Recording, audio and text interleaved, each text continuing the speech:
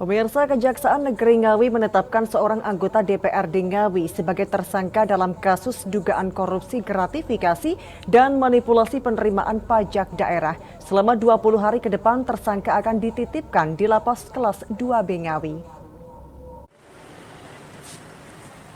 Kejaksaan Negeri Ngawi secara resmi menetapkan Winarto, anggota DPRD Ngawi, sebagai tersangka kasus dugaan korupsi gratifikasi dan manipulasi penerimaan pajak daerah dalam proyek pembebasan lahan pabrik mainan milik PT GFT Indonesia Investment.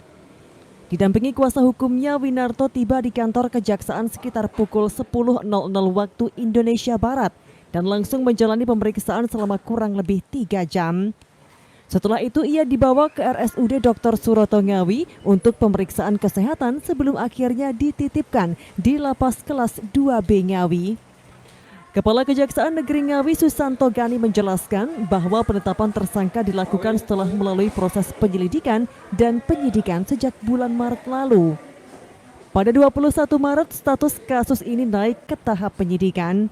Winarto diduga berperan sebagai fasilitator dalam pembebasan lahan untuk pabrik mainan di Kecamatan Gendeng dengan total nilai mencapai 91 miliar rupiah.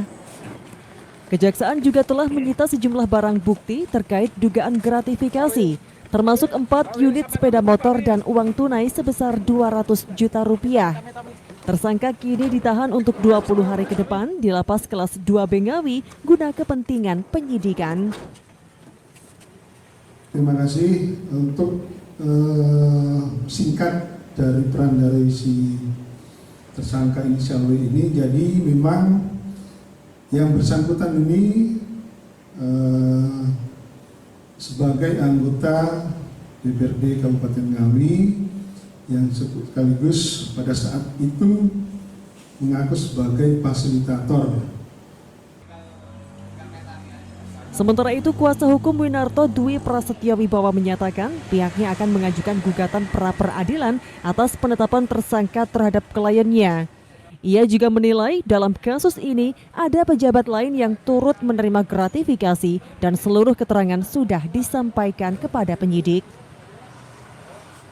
Ya betul, hari ini sudah ada tersangka terhadap klien kami, pun juga semua sudah disampaikan. Termasuk kalau kita bicara masalah gratifikasi ini kan semua pejabat yang berwenang pasti akan ada ke arah situ. Nah, pun juga kami tadi juga sudah menyampaikan klien kami siapa saja pejabat-pejabat yang menerima kaitan dengan gratifikasi dimaksud. Dalam perkara ini, Winarto dijerat dengan Undang-Undang Nomor 20 Tahun 2001 tentang pemberantasan tindak pidana korupsi, Junto Pasal 55 Ayat 1 ke 1 KUHP.